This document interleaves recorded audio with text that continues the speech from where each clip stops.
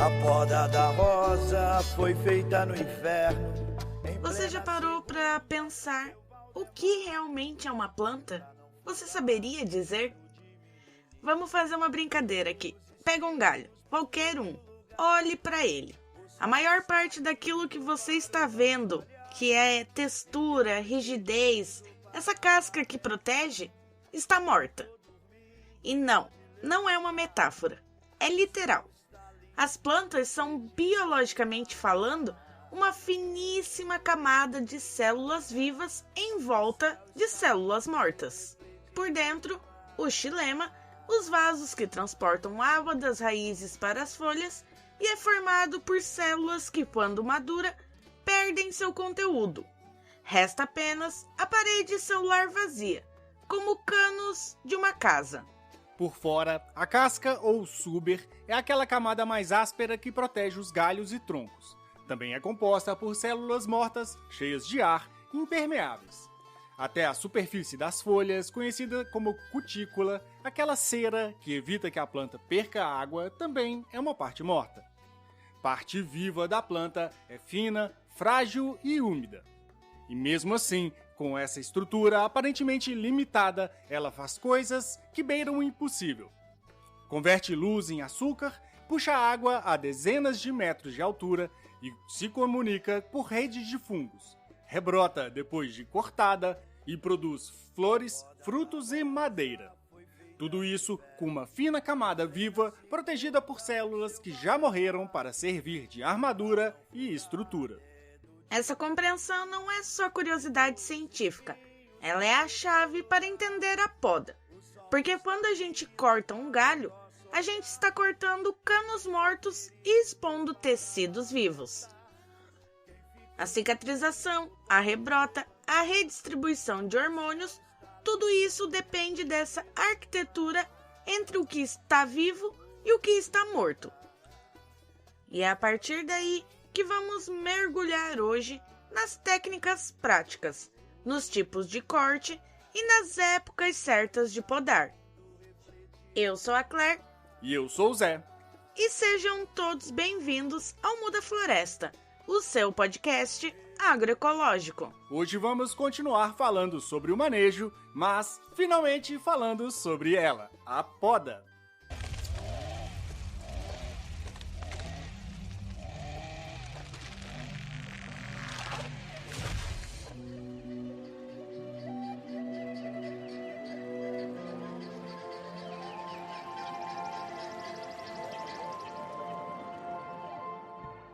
Se você já ouviu os nossos episódios anteriores, sabe que o assunto de hoje é central no manejo da agrofloresta, a poda. E para começar, deixa a gente puxar um fio lá do episódio 39, que tem o título que gostamos muito. E se Einstein fosse um agroflorestor? Naquele episódio, a gente falou de energia, como a sucessão ecológica e a estratificação organizam o fluxo de luz, biomassa e a vida no sistema. E a gente até brincou que se Einstein tivesse virado agroflorestor, ele não ia gastar tempo tentando criar uma teoria unificada do universo, não. Ele ia observar como a natureza já unifica tudo ali na roça. E a poda é exatamente um dos momentos onde a gente maneja essa energia com as próprias mãos. É ali que a gente decide quem cresce, quem descansa, quem vira adubo e quem ganha espaço. Antes de qualquer corte, tem uma coisa que não pode faltar: a ferramenta certa. E eu já falei no episódio passado um pouco da minha querida ferramenta, que é uma foice de ponta curva e de cabo. Não aquela foicezinha curta, é uma peça feita por um ferreiro. Então dura mais e é mais resistente. É um pouco mais pesada que um facão, mas com o tempo a gente se acostuma. Principalmente por conta desse cabo longo. O cabo comprido muda todo o manejo. Primeiro, ele me permite mexer na matéria orgânica de longe, sem precisar enfiar a mão no meio do espinheiro ou da palha grossa. E isso já evita um monte de acidentes, cortes e picadas. Segundo que, com o cabo maior, eu consigo usar as duas mãos. uma no pé do cabo e a outra mais para o meio. Aí, com a física, trabalha ao meu favor. O braço de alavanca aumenta a força na pancada, um pouco maior do que o que a gente consegue com um facão. Dá para cortar galhos um pouco mais grossos e com um pouco menos de esforço.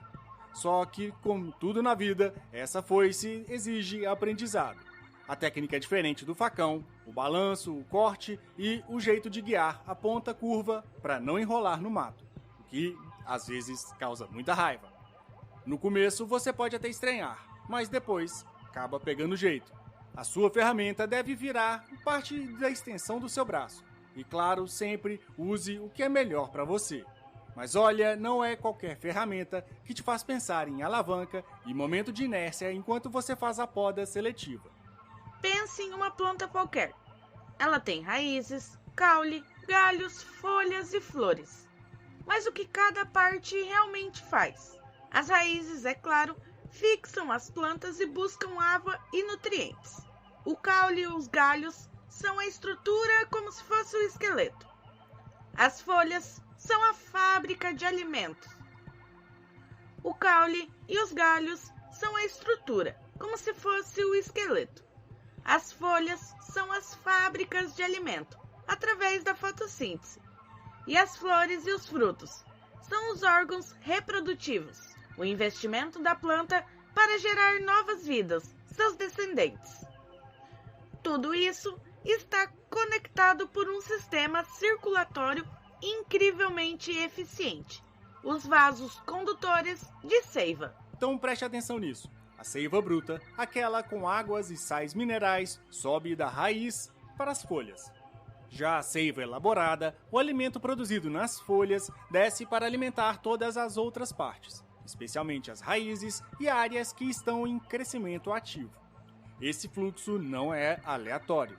Ele é guiado por mensageiros químicos poderosíssimos, os hormônios vegetais. E é aqui que a coisa fica interessante para a poda.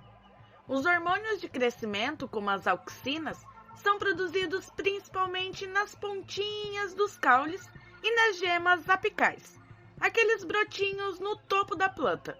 Eles descem pelo caule e, ao descer, eles inibem o crescimento das gemas laterais mais embaixo. É um mecanismo de dominância, que nós chamamos de dominância apical. Essa gema lá do topo manda uma mensagem dizendo: eu sou a principal, vocês aí embaixo podem ficar quietinhas.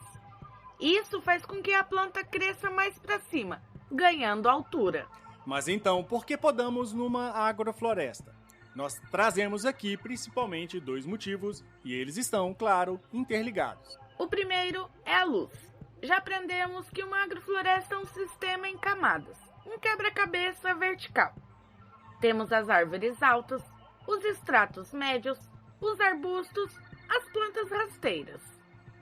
A poda é o nosso principal instrumento para gerenciar essa luz solar, esse bem tão precioso. Quando podamos os galhos mais altos de uma árvore, não estamos apenas dando uma limpada, estamos abrindo claridade, criando janelas de sol para que as plantas dos estratos abaixo possam respirar, crescer e frutificar. É basicamente desenhar com a luz. O segundo motivo, então, é a nutrição. Aqui entra um conceito que já comentamos sobre ele por aqui. As chamadas árvores de serviço. Podem ser usadas muitas espécies, mas são principalmente plantas para o corte, como feijão guandu, ingás, gliricídias, aroeira, pimenteira, eucalipto e até as leucenas. São todas com uma função principal de servir. Sua poda frequente deve ser para fornecer uma quantidade enorme de constante biomassa. Galhos finos, folhas e troncos. Todo esse material verde sempre, claro, vai para o chão. Vira a nossa querida cobertura morta, protegendo o solo e, ao se decompor, vira alimento para todo o sistema. É a floresta fertilizando a si mesma. Podar essas árvores é colher adubo e colher fertilidade diretamente do ar.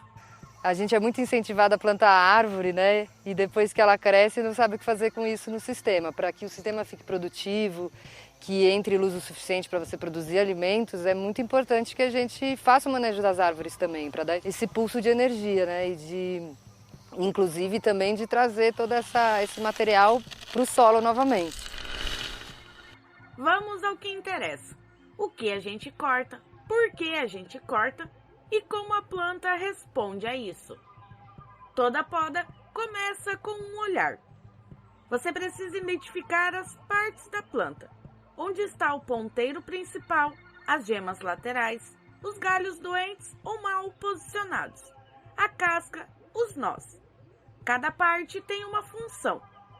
A ponta do galho, por exemplo, é onde se concentram os hormônios de crescimento, as auxinas, que já falamos um pouquinho atrás.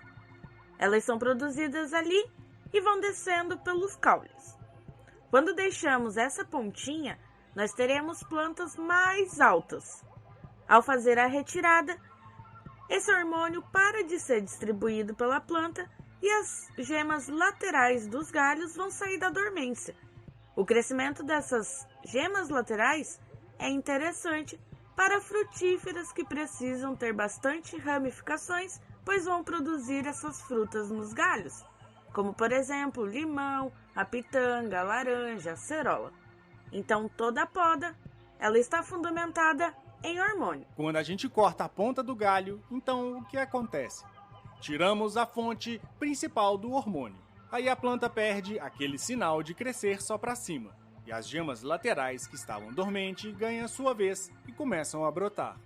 É por isso que a poda da ponta de um galho força a planta a se ramificar. Se você quer uma árvore mais cheia, com galhos mais produtivos, corta essa ponta. Agora, tem um detalhe importantíssimo que muita gente não sabe e que provavelmente já atrapalhou muito o projeto por aí. Plantar mudas que já estão florindo ou com frutos pode ser um tiro no pé. Mas por quê? Por causa justamente dos hormônios. Quando a planta está florindo ou frutificando, a prioridade dela é 100% na reprodução. O hormônio de frutificação, as giberelinas, entre outros, segue uma lógica diferente. Não é como a auxina que inibe brotos laterais e circula pela planta. A giberelina fica focada no fruto, mandando mensagem para encher aquele fruto ou a semente, direcionando os nutrientes. Na verdade, a frutificação consome uma energia imensa da planta. Se você pega uma muda que já veio do viveiro com flor ou com um frutinho e planta ela na terra, ela vai tentar manter aquele fruto a qualquer custo. Só que as raízes ainda não estão estabelecidas. A planta está em choque de transplante. E aí ela gasta o que tem de reserva para tentar amadurecer aquela semente. Muitas das vezes morrendo no processo ou definhando por meses. O ideal é plantar mudas jovens, ainda em fase vegetativa, e só depois de bem enraizadas e crescidas, deixar florescer e frutificar. Você pode também, antes de plantar a muda, podar o que ela está produzindo. A poda também serve para isso. Por acaso chegou uma muda florida ou com frutos. Você pode cortar essas partes, forçando a planta a voltar para o modo de crescimento. Dói no coração, dói. Mas é um manejo honesto e que funciona. E tem mais uma diferença de caminho da seiva.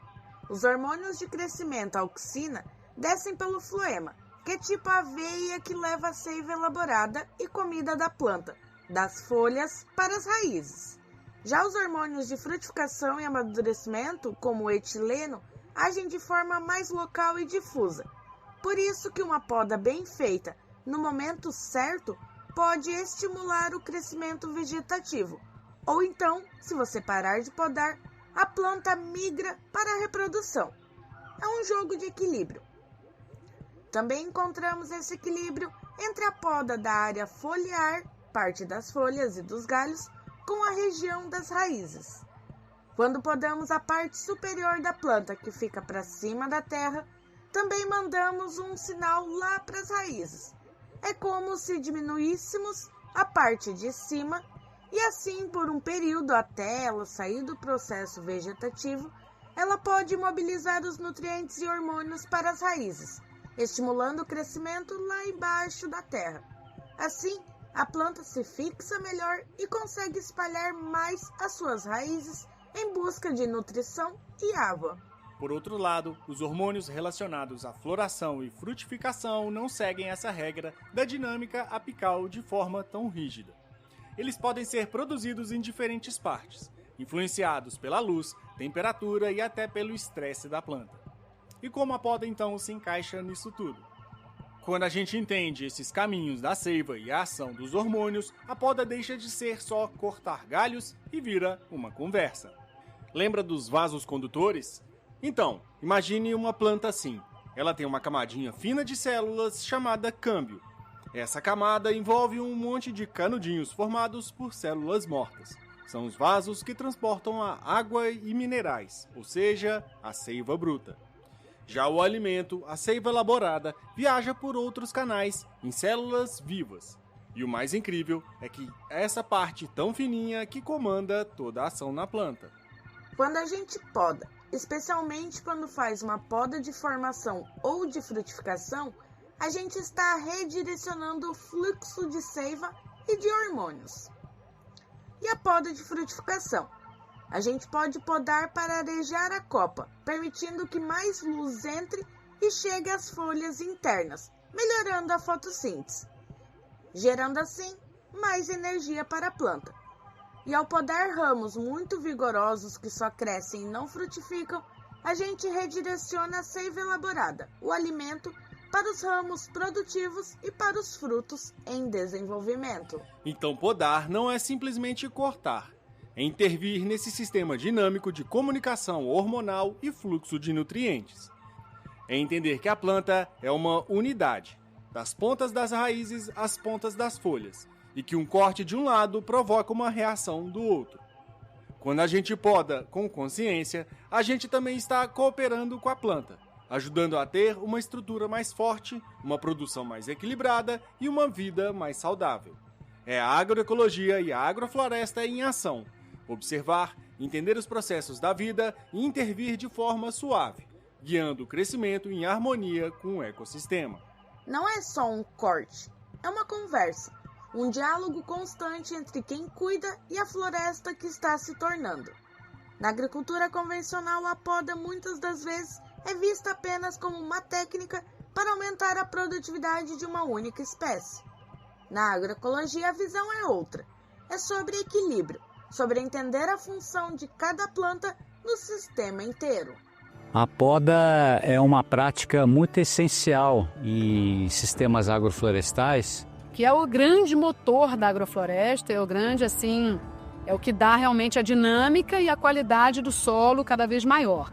É através da poda que a gente vai dar sequência, vamos dizer assim, numa sucessão que a gente quer que aconteça, ou seja, aquelas árvores pequenas que a gente planta, junto com as frutíferas, junto com as bananas para fazer um bananal, elas estão crescendo exatamente para ir em direção à formação de uma floresta ou de um consórcio também com árvores, onde vão estar ali as plantas frutíferas e também bananeiras.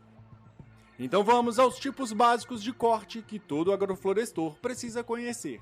Não existe apenas um jeito de podar. Cada objetivo exige um tipo de corte. E cada espécie responde de uma maneira diferente. O primeiro tipo é a poda de formação. É aquela que a gente faz nos primeiros anos de vida da planta, especialmente em árvores frutíferas e perenes. O objetivo dessa poda é definir a arquitetura da copa. Quantos galhos principais? Qual é a altura do primeiro galho? Se a planta vai crescer aberta ou fechada? E por que isso importa? Porque uma copa bem formada permite a entrada da luz, a circulação do ar, facilita a colheita e reduz doenças. Na prática, você escolhe de 3 a 5 galhos bem distribuídos ao redor do tronco, os galhos líderes, e remove os outros. Também corta as pontas desses líderes para estimular a ramificação lateral. É um trabalho de escultor e dói um pouco cortar um galho bonito, mas confie, o sistema agradece lá na frente. E como diz o seu Edgar, quem tem dó não tem planta. E aqui entra uma dica que junta o que aprendemos lá no Passo da Energia. O que a gente chama de alta, média, baixa e emergente entra aqui com muita força. Algumas plantas são exigentes e precisam de uma certa altura e tamanho de copa para produzirem. Já outras, principalmente as que você usa de auxiliares, podem ser manejadas para ocupar estratos diferentes. Um exemplo muito bom que eu tenho aqui em casa é a aroeira pimenteira. Ela já ocupou um estrato mais alto por muito tempo, enquanto o meu café crescia. Quando eu precisei de luz, eu cortei as aroeiras pimenteiras bem baixas, deixando as plantas altas do futuro tomarem seu espaço. As aroeiras não produziram mais como antes, mas esse é o papel delas ali. Agora ainda produzem algumas pimentas e matéria orgânica para repor a cobertura. Ela já foi alta e com o meu manejo agora está ocupando um estrato um pouco mais baixo, até o dia que ela será retirada por completo. Um caso especial de poda de formação é o que fazemos com as espécies pioneiras de rápido crescimento. Leucema, feijão guandu, aroeira, pimenteira, a gliricídia ou o eucalipto, o angico como madeiras pioneiras. Para essas, a poda de formação é quase uma educação. Quando a poda atinge cerca de 1,5 m, corta-se os ponteiros principais a 1 metro do chão. Isso força a emissão de galhos laterais, que vão engrossar e se tornar futuras estacas ou varas. E como essas espécies rebrotam com facilidade, cada corte vira uma oportunidade de multiplicar biomassa. Você mantém a cepa viva e colhe os rebrotos periodicamente. O segundo tipo é a poda de limpeza ou sanitária. Essa não tem época errada. Você faz assim que percebe um problema. Consiste em remover galhos secos, doentes, quebrados ou aqueles que estão se entrecruzando e que fazem sombras entre si. Galhos mortos são porta de entrada para fungos e cupins. Galhos doentes podem contaminar o resto da planta. E galhos que atritam um no outro podem criar feridas abertas constantemente. Então sempre que você vir um galho nessas condições, corte. Mas com cuidado, corte até onde o galho está saudável. Se for galho doente, desinfete a ferramenta entre uma planta e outra. Álcool 70 resolve. E evite deixar um toco muito longo. Ele vai secar e apodrecer. Corte mais rente do colar do galho possível, aquela região ligeiramente inchada onde o galho encontra com o tronco. O terceiro tipo, e talvez o mais emblemático da agrofloresta, é a poda de manejo da biomassa, também chamado de poda verde ou poda de cobertura. O objetivo aqui não é a planta em si, mas o sistema como um todo. Você poda para produzir matéria orgânica, para cobrir o solo e adubar as culturas vizinhas. É a famosa roçada seletiva. A época certa depende do seu objetivo.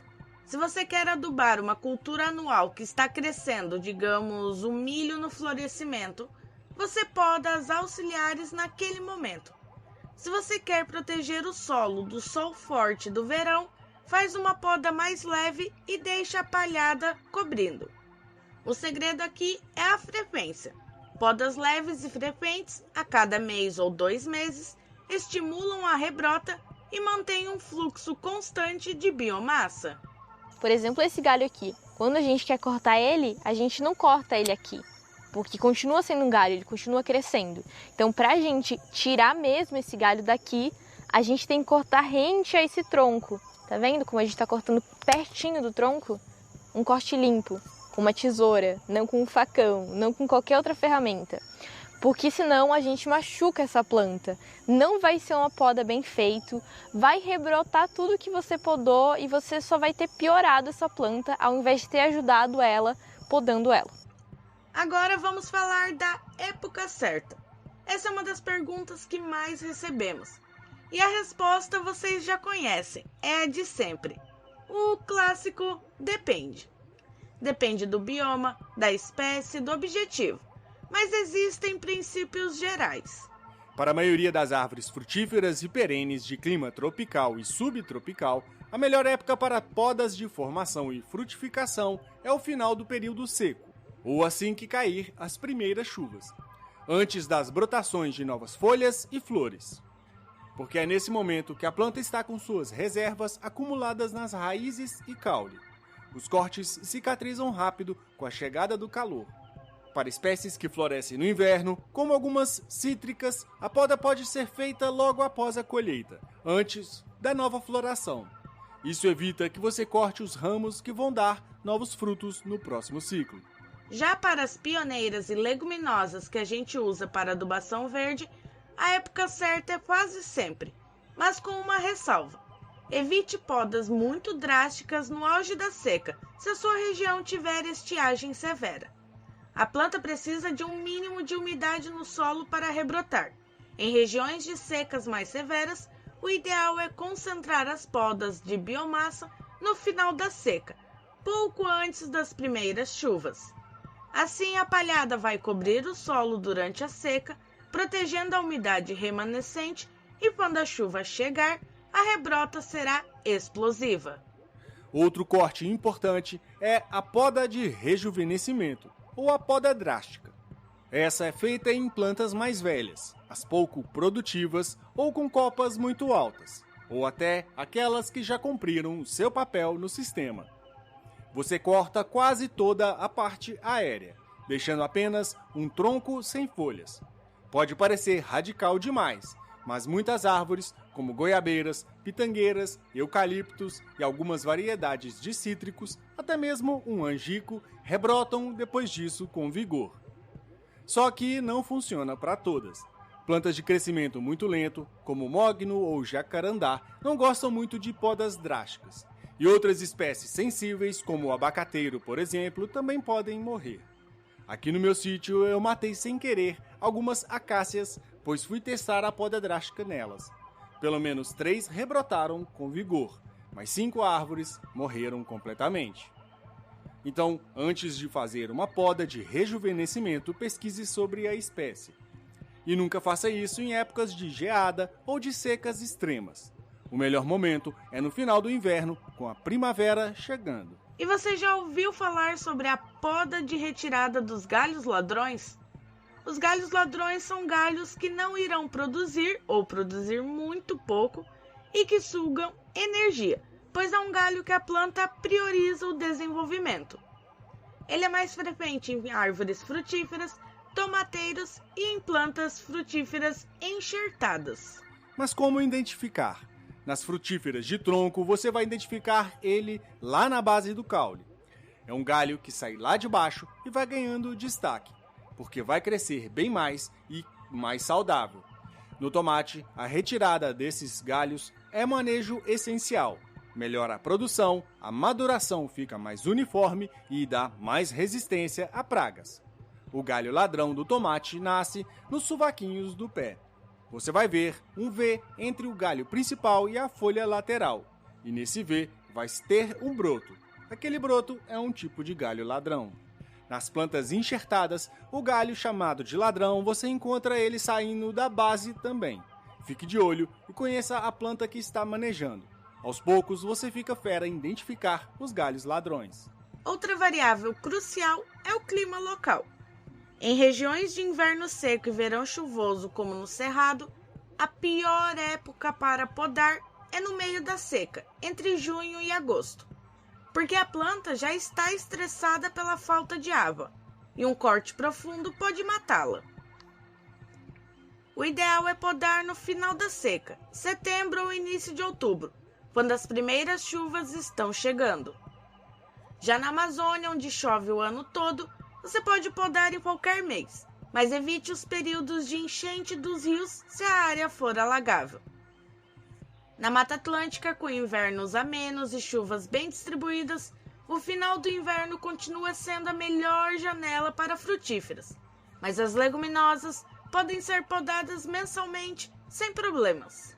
Então você, de acordo ao lugar, você vai poder fazer as podas antes das últimas chuvas significantes, não antes da última chuva, antes das últimas chuvas significantes.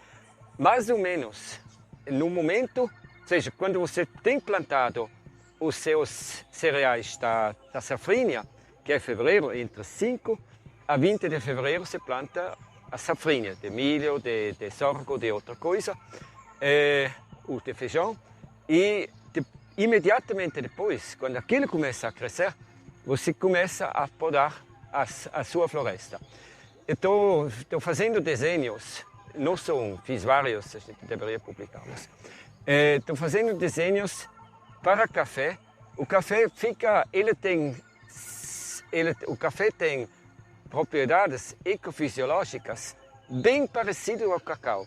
Agora vamos à técnica do corte em si. Não adianta saber qual galho cortar se você corta do jeito errado. Primeira regra: o corte deve ser limpo, rente e sem farpas e lascas. Use uma ferramenta bem afiada. Um corte esmagado ou lascado demora mais para cicatrizar e pode ser entrada de doenças para a planta. A segunda regra para galhos mais grossos é use a técnica dos 3 cortes. O primeiro corte deve ser do lado que o tronco está pendente, como se fosse o lado da barriga, a uns 20 centímetros de onde você quer realmente cortar. Serre até metade do galho. Isso evita que a casca se rasgue quando o galho cair. O segundo corte vai por cima, do outro lado do primeiro. Então cuidado, se for galhos muito grandes, ele pode pegar em outras galhas e cair um pouco desgovernado. E o terceiro corte, já sem o peso do galho maior, deve ser feito rente ao tronco, ou ao galho principal, para remover todo o toco que sobrou. Como a gente já disse, um corte na altura do colar, aquela região ligeiramente inchada. Não corte rente demais, raspando o tronco, porque aí você machuca o tecido vivo. E não deixe o toco muito longo. O ideal é esse corte bem no colar, levemente inclinado para a água escorrer. E a inclinação? Alguns preferem cortes em 45 graus para a água não se acumular. Eu gosto desse. Outros dizem que cortes retos cicatrizam mais rápidos. Na prática, o mais importante é que o corte seja liso e a ferramenta afiada e esterilizado. Em troncos verticais, um pequeno ângulo ajuda. Em galhos horizontais, o corte reto é o suficiente. Aqui, como é muito úmido, eu evito a acumulação da água, então eu gosto desse corte em 45 graus, na diagonal. E sempre que a gente fala de ferramentas, não podemos deixar de reforçar sobre a manutenção. Uma foice ou facão cegos podem ser perigosos. Força você e a ferramenta. Escorrega e corre risco de se cortar. Tenha uma lima ou uma pedra de amolar sempre à mão e aprenda a amolar com o ângulo correto. Depois de usar, limpe a ferramenta, tire a seiva e a sujeira. Se for guardar por muito tempo, passe um óleo vegetal na lâmina para evitar ferrugem. Ferramenta cuidada dura a vida toda.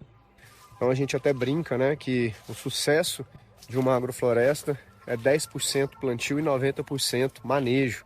E o que é um manejo? São todas as atividades que a gente faz de cuidado pós-plantio. Então as podas das árvores, o manejo da matéria orgânica, a abertura de luz, a estratificação, né? Os replantios, tudo isso faz parte do manejo. E nós estamos fazendo aqui agora uma prática com uma turma de alunos, né? E aproveitamos para quê? Para selecionar espécies, desadensar um pouco o sistema, fazer poda no que vai ficar. Então algumas espécies recebem uma poda mais leve, dependendo se a gente quiser só formar a copa. Algumas recebem podas mais drásticas, outras são retiradas embaixo. E toda essa biomassa verde, riquíssima em água, nutrientes, carbono, tudo isso é organizado e trazido para o solo. Então é um momento também de enriquecimento ainda mais do nosso solo, para a gente criar terra preta, terra fértil, né? Para poder as plantas que nós estamos cultivando ter saúde. E tem a questão das feridas de poda. Quando você faz um corte grande acima de 5 centímetros de diâmetro, a planta precisa cicatrizar.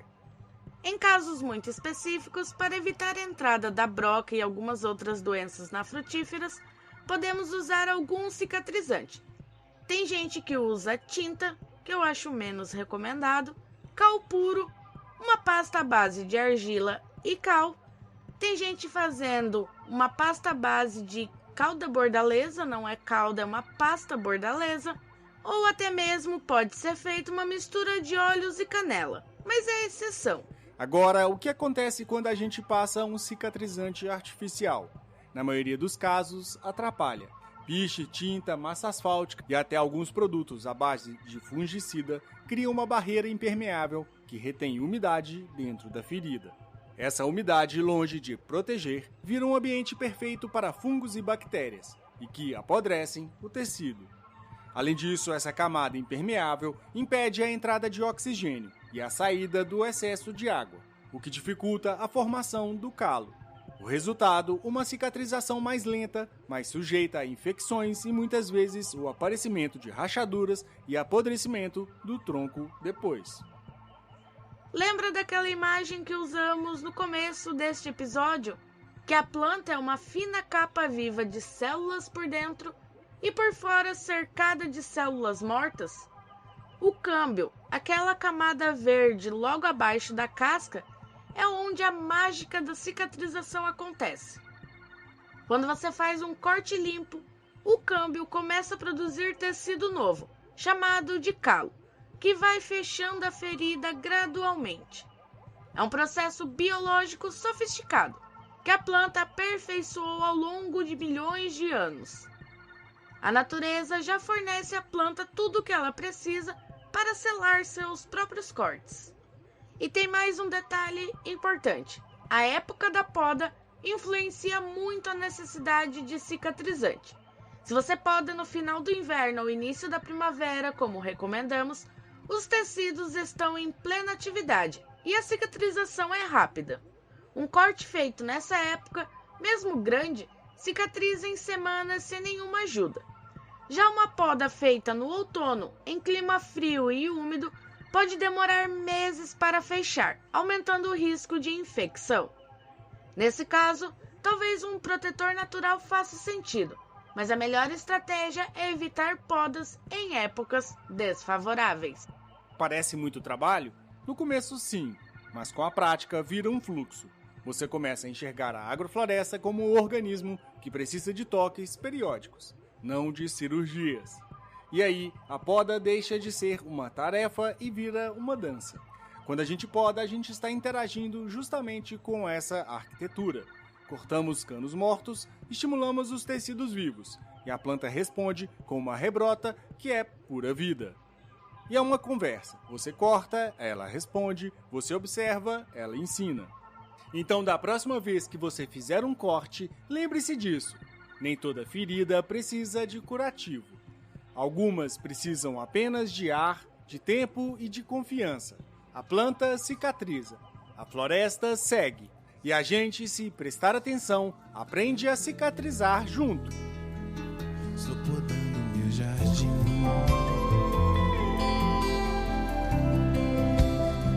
Estou cuidando bem de mim.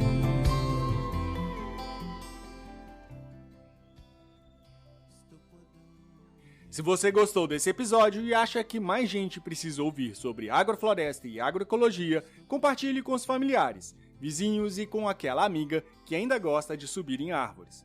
Deixe seu comentário contando o que achou, suas perguntas ou experiências.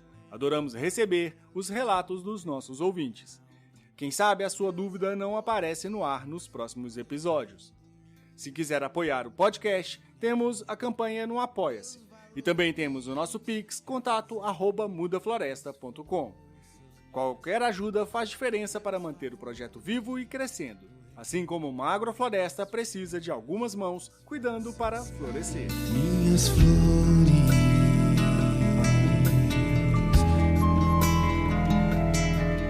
Florestas ou nada. Ou nada.